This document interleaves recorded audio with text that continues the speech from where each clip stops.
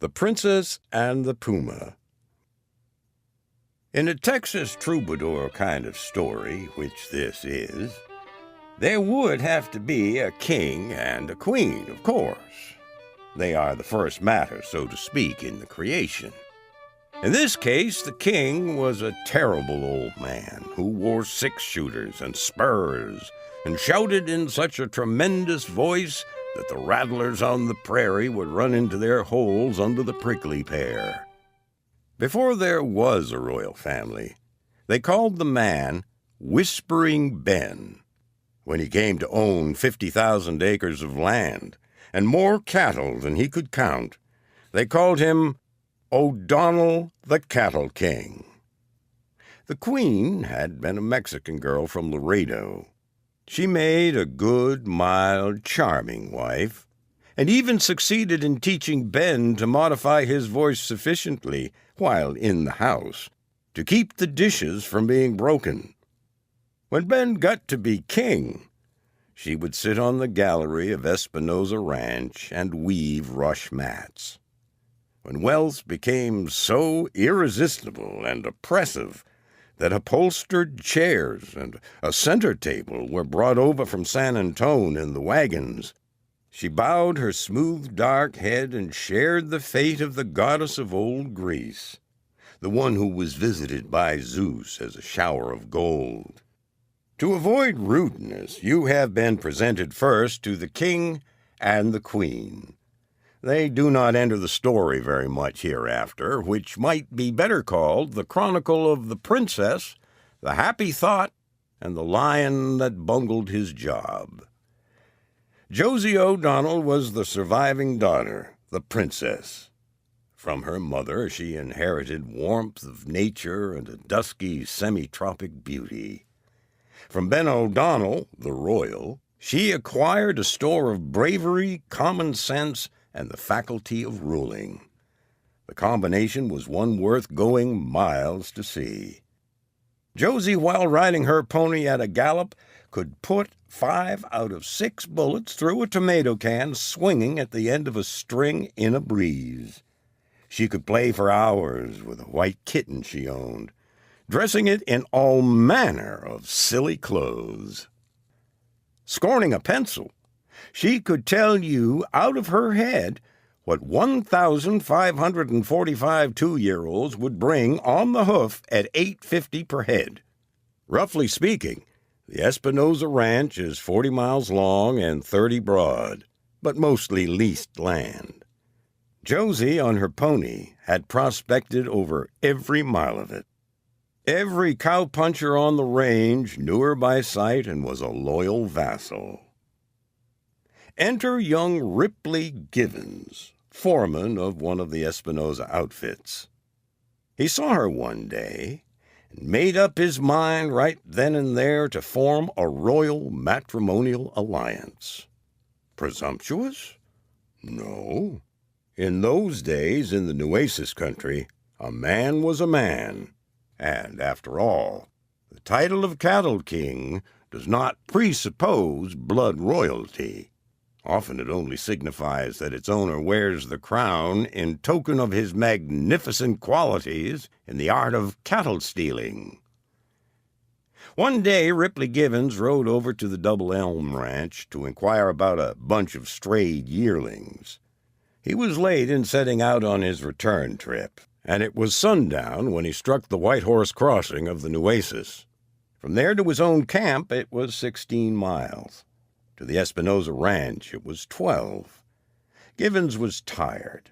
He decided to pass the night at the crossing. There was a fine water hole in the riverbed. The banks were thickly covered with great trees undergrown with brush. Back from the water hole, 50 yards, was a stretch of curly mesquite grass, supper for his horse and bed for himself. Givens staked his horse and spread out his saddle blankets to dry.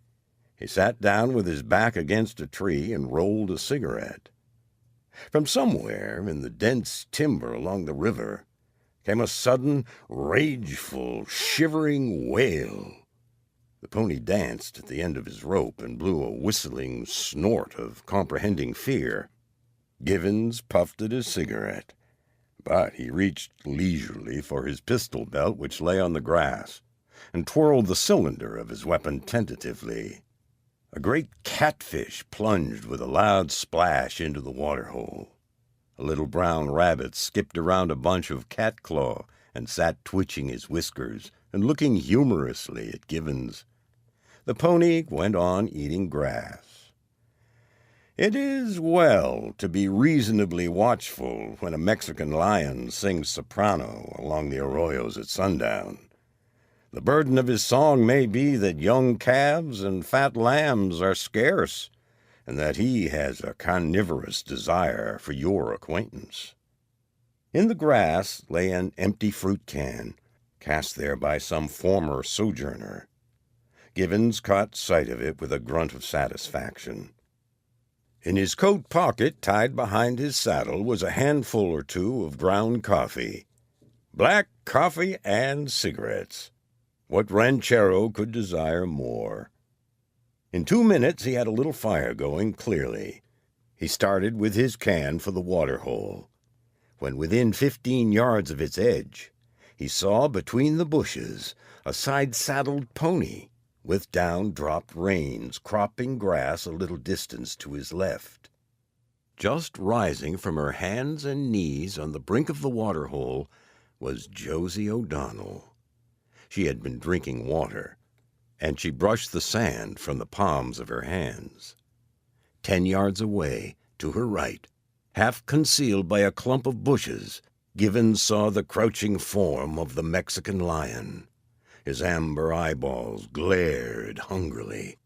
6 feet from them was the tip of the tail, stretched straight like a pointer's. His hindquarters rocked with the motion of the cat tribe, preliminary to leaping. Givens did what he could. His 6-shooter was 35 yards away, lying on the grass. He gave a loud yell and dashed between the lion and the princess.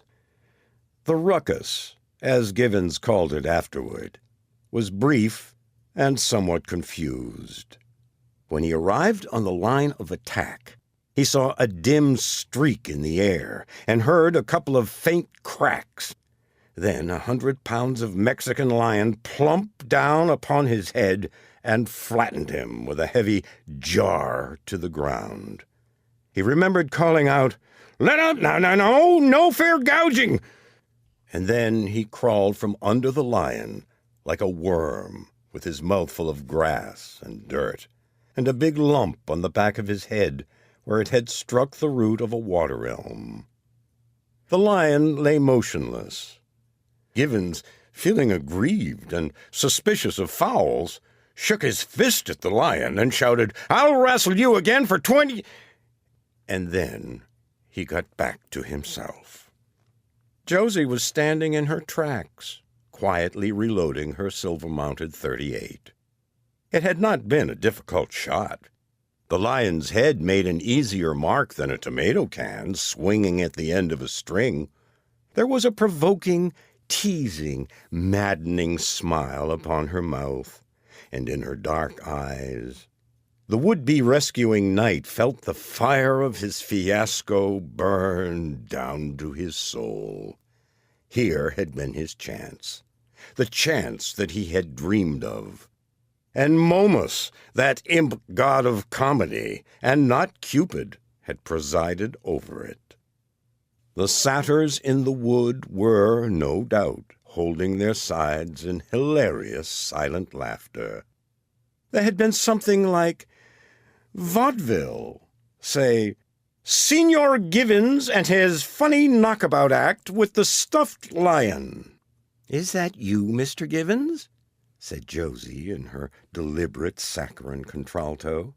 "You nearly spoiled my shot when you yelled. Did you hurt your head when you fell?" "Oh, no," said Givens quietly. "That didn't hurt."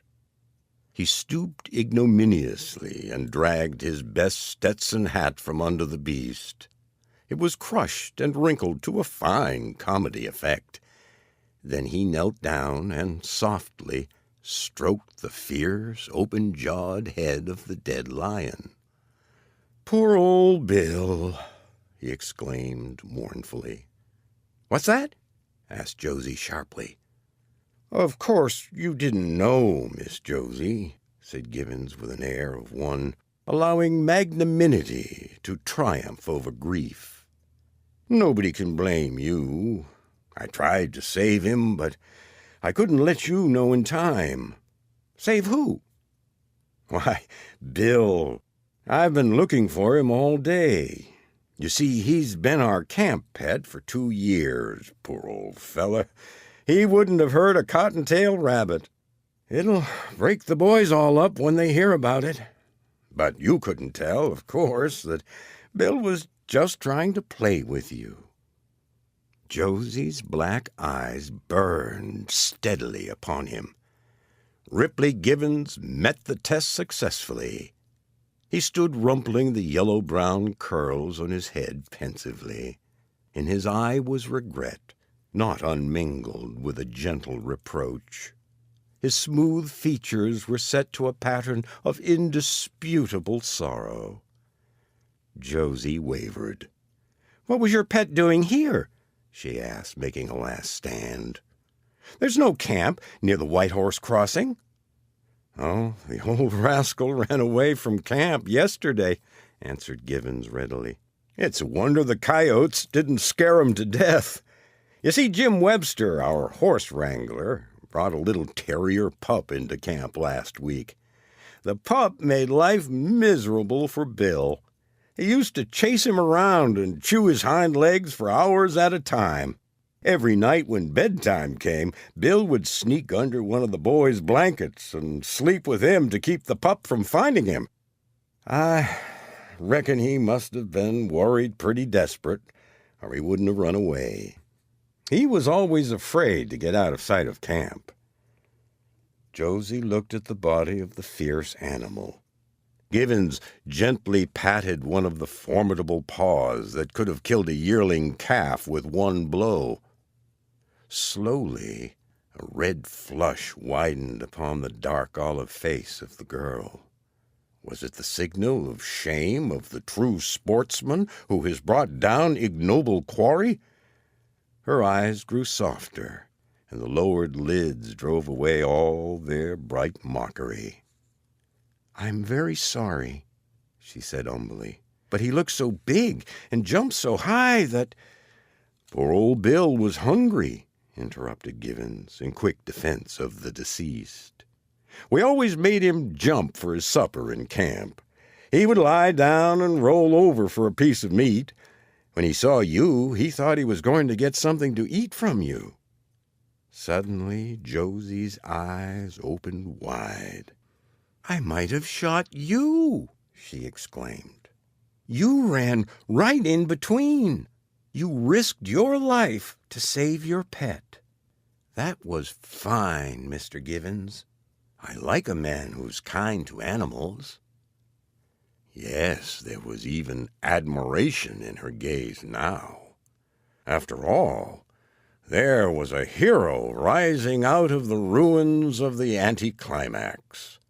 The look on Givens' face would have secured him a high position in the SPCA. "I always loved 'em," said he. "Horses, dogs, Mexican lions, cows, alligators." "I hate alligators," instantly demurred Josie. "Crawly, muddy things." "Did I say alligators?" said Givens. "I meant antelopes, of course." Josie's conscience drove her to make further amends. She held out her hand penitently. There was a bright, unshed drop in each of her eyes. "Please forgive me, Mr. Givens, won't you? I'm only a girl, you know, and I was frightened at first. I'm very, very sorry I shot Bill. You don't know how ashamed I feel. I wouldn't have done it for anything." Givens took the proffered hand. He held it for a time, while he allowed the generosity of his nature to overcome his grief at the loss of Bill. At last, it was clear that he had forgiven her. "Please don't speak of it any more, Miss Josie. 'Twas enough to frighten any young lady, the way Bill looked. I'll explain it all right to the boys. Are you really sure you don't hate me?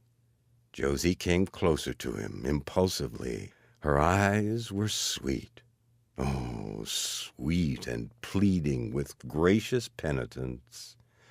I would hate anyone who would kill my kitten, and how daring and kind of you to risk being shot when you tried to save him. How very few men would have done that. Ah, victory wrested from defeat. Vaudeville turned into drama. Bravo, Ripley Givens. It was now twilight. Of course, Miss Josie could not be allowed to ride on to the ranch house alone. Givens resaddled his pony in spite of that animal's reproachful glances, and rode with her. Side by side they galloped across the smooth grass, the princess and the man who was kind to animals. The prairie odors of fruitful earth and delicate bloom were thick and sweet around them. Coyotes yelping over there on the hill. No fear, and yet... Josie rode closer. A little hand seemed to grope. Givens found it with his own. The ponies kept an even gait. The hands lingered together, and the owner of one explained, I never was frightened before. But just think how terrible it would be to meet a really wild lion. Poor Bill, I'm so glad you came with me. Whispering Ben O'Donnell, the cattle king, was sitting on the ranch gallery when they rode in. Hello, Rip, he shouted. That you? He rode in with me, said Josie. I lost my way and was late. Much obliged, called the cattle king. Stop over the night, Rip, and ride to camp in the morning. But Ripley Givens would not. He would push on to his camp. There was a bunch of steers to start off on the trail at daybreak, and a cattle chieftain's place is at the head of his men. He said good night and trotted away. An hour later, when the lights were out, Josie in her nightrobe came to the door and called to the king in his own room across the brick-paved hallway. Say, Pop, you know that old Mexican lion they call the gotch-eared devil? The one that killed Gonzales, Mr. Martin's sheep herder, and about 50 calves on the Salado Range? Well, I settled his hash this afternoon over at the White Horse Crossing. Put 2 balls in his head with my .38 while he was on the jump. I knew him by the slice gone from his left ear that old Gonzales cut off with his machete. You couldn't have made a better shot yourself, Daddy. Bully for you, thundered Whispering Ben from the darkness of the royal chamber.